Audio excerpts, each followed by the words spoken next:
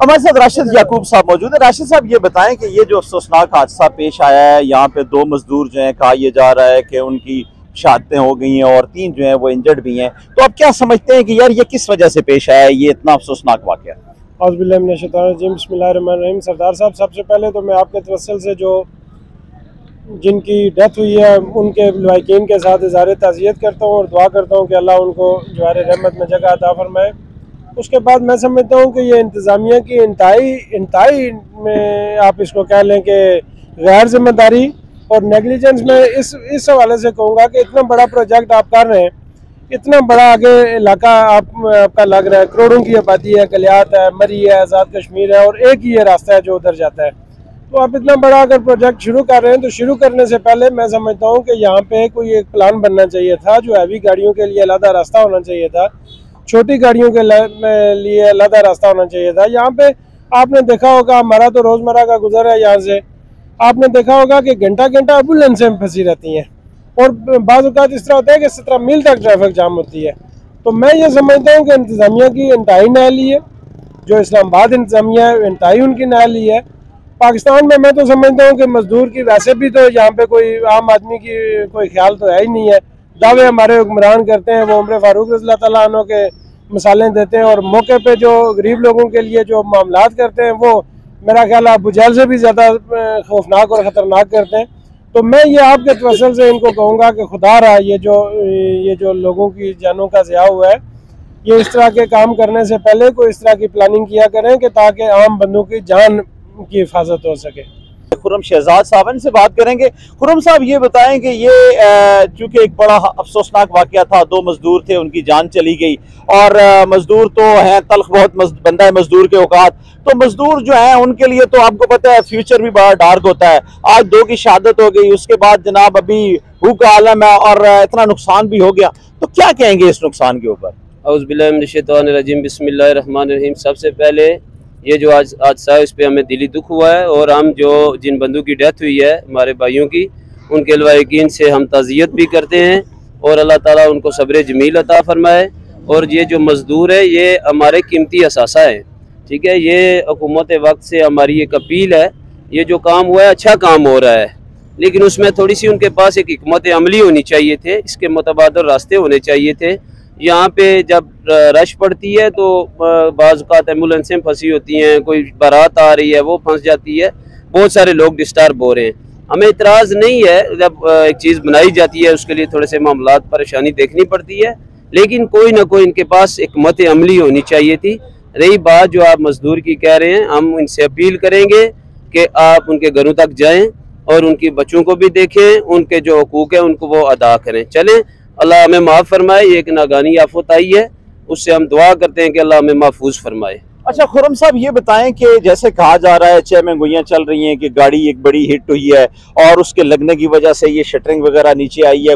कहाँ पे कहीं पे ये कहा जा रहा है कि जी शटरिंग का वेट वो सह नहीं सकी है, शटरिंग जो मलबा था या जो वेट था, तो क्या कहेंगे कि यार ये बेसिकली ये वाक़या हुआ क्या है? देखें, सबसे पहली बात ये है ना कि ये जो हादसा हुआ है इसे हमें सियासत में नहीं लाना चाहिए, इसको इशू नहीं बनाना चाहिए।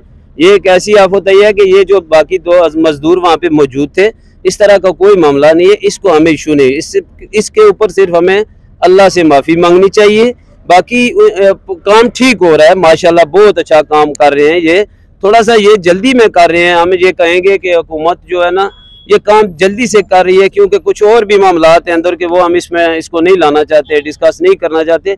बस इसमें एक ही बात है, काम ठीक हो रहा है, हमारी एक सहूलत बन रही है। फ्यूचर में हमें ये जो प्रॉब्लम हो रही थी वो नहीं होगी, नहीं होनी भी नहीं चाहिए, क्योंकि इतना बड़ा इस पे कास्ट आ रही है। बाकी काम ठीक हो रहा है। ये गाड़ी का जो मामला है, गाड़ी जहाँ पे खड़ी है, बिल्कुल हम कहेंगे इसको मीडिया वालों से भी इशू मत बनाएं, वो गाड़ी वहाँ पे खड़ी है। लेकिन अगर आप जो जिस तरह बात कर रहे हैं, देखिए इशू की बात नहीं है, हम उसको सियासत में नहीं लाना चाहते हैं, लेकिन अगर वो गाड़ी इन्वॉल्व है इस वाक़े के अंदर, अगर कहीं वो गाड़ी टच हुई है तो फिर तो उसके ऊपर एक आला सतही इंक्वायरी होनी चाहिए और उन किरदारों को सामने लाना चाहिए। देखिए, मैं माजूद इस पे मैं कोई ऐसी बहस नहीं कर सकता, क्योंकि वो जो गाड़ी लेके आ रहा था उसको भी नहीं पता था कि इतना बड़ा हादसा होगा। देखें वो कोई ऐसा मामला नहीं है कि जो कि एक प्लानिंग के तहत हुआ हो। नहीं, मैं ये नहीं कह रहा कि प्लानिंग से, ये तो गलती भी हो सकती है, वो गलती किसी इंसान से भी हो सकती है, लेकिन मैं ये नहीं कह रहा। मैं ये कह रहा हूँ कि अगर कहीं गाड़ी वाले से गलती से ये चीज लग गई है तो उसकी इंक्वायरी होनी चाहिए, उसकी बाकायदा इंक्वायरी होनी चाहिए, तसल्ली हो जाएगी, हर बंदे को पता चल जाएगा कि कोई ऐसा प्लानिंग के तहत तो ये काम नहीं है, जबकि नहीं हुआ है। हम इसको नहीं तस्लीम करते। वो गाड़ी वहाँ पे खड़ी है, आप देख सकते हैं उसको, बल्कि सबको दिखा भी दे।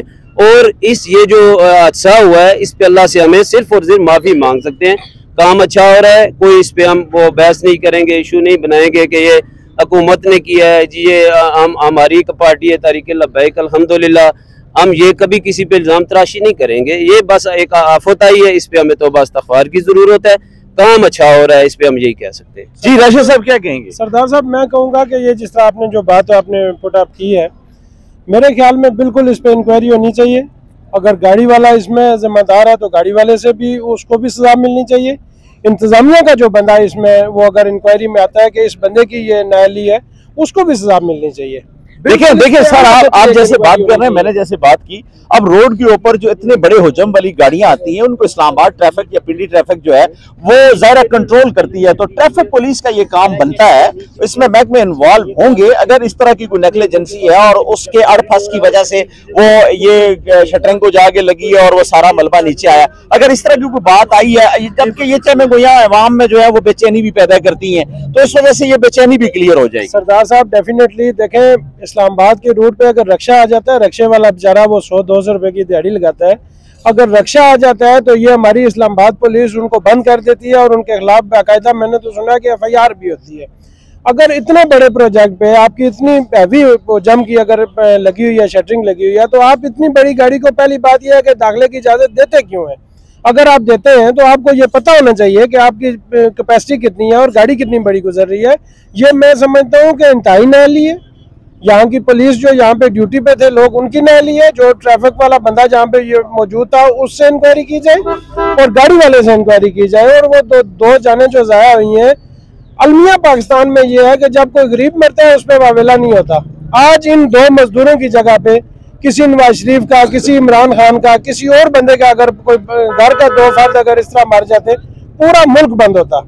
ये मेरी और आपकी तरह के 2 आम आदमी थे जो घर के, जिस तरह खुरम भाई ने बताया कि कफील हुए होंगे, वो मर गए, किसी के सर पे जूं तक नहीं रहेंगी। मैं आपके तवसल से ये मुतालबा करूंगा कि इसकी इंक्वायरी हो और जो लोग मुलव्वस पाए उनको सख्त तरीन सजा मिलनी चाहिए। जी नाज़रीन इकराम, आपने देखा कि ये एक ऐसी बात है कि मजदूर के लिए सिर्फ हमारे जैसे मजदूर ही आवाज उठाते हैं, बड़े अवानों में मजदूर के लिए आवाज नहीं उठाई जाती। आज 2 मजदूर ज़ाया हो गए। और लोगों से भी बात करते हैं। जी, सेफ्टी इंजीनियर से पूछेंगे, ये इस काला जो आपने लगाया, इसकी सही सेफ्टी की थी कि नहीं, चेकिंग की है कि नहीं की, ये काला कमजोर है, क्या वजह है, वो सेफ्टी रिपोर्ट देगा कि ये काला सही था। नहीं, आप ये कह रहे हैं कि यार वो इंजीनियर से, वो तो चले इंक्वायरी होगी ज़ाहिर है इस हादसे की, लेकिन आप क्या समझते हैं कि ये जो हादसा पेश आया है, आपके ज़हन में ऐसी कोई बात है कि किस वजह से पेश आया? कुदरती तौर पर ये पेश आया है। उस टाइम ये कोई ट्राला यहाँ से नहीं था, वो गुजर चुका था। ये होटल वाला लड़का चाय देने यहाँ पर आया है, वो बर्तन उठाने आया तो एकदम वो गिरा है। नहीं, ये कहा जा रहा है कि जो गाड़ी है वो राइट साइड से डैमेज भी है और हल्की सी टकराई भी है। गाड़ी तो पहले हो सकता है रात को ये 5-6 ट्राले गुजरे। नहीं, आप मुझे एक बात बताएं, आप माशाल्लाह समझदार बंदे लग रहे हैं, मुझे ये बताएं कि जब कोई बड़ी गाड़ी गुजरती है तो उसका जो वेट होता है, उससे इर्द गिर्द जो थोड़ा सा एरिया होता है वो हिल रहा होता है। आपने समझ नहीं, उससे हो सकता है रात को लगी हो, इस काला खिसक गया हो। सुबह के टाइम कोई गाड़ी नहीं थी, एक ही मोटरसाइकिल नहीं, लेकिन ये बात ये जरूरी नहीं कि वही गाड़ी लगी हो, कोई भी गाड़ी लग सकती है। रात को कोई बड़ी गाड़ी गुजरी हो, शायद काले के साथ टच हुई हो। मैं भी यही कह रहा हूँ ना, यही 6 महंगोइयां चल रही हैं। अब जरूरी नहीं है कि वही गाड़ी लगी है जो जिसको खड़ा किया गया है और उसको रोका गया है। मैं ये कह रहा हूँ कि कोई भी गाड़ी, अब रास्ता नहीं है ना, अब देखिए ना, अब जब रास्ता जा रहा है कितना, एक गाड़ी गुजर रही है, रास्ता नहीं है बस। नाज़रीन इकराम, आपने देखा कि एक गाड़ी टोटल चल रही है, उस साइड से भी इस साइड से, दोनों रोड जो सड़क की है श्रीनगर हाईवे है। ये बड़ी इंपॉर्टेंट बात है कि श्रीनगर हाईवे के ऊपर एक ट्रैफिक का अल्टरनेट दिया ही नहीं गया है। बाईपास बन रहा है, श्रीनगर हाईवे है, बहुत बड़े इलाके हैं, करोड़ों की आबादी है। और लोगों से भी बात करते हैं कि लोगों का क्या कहना है।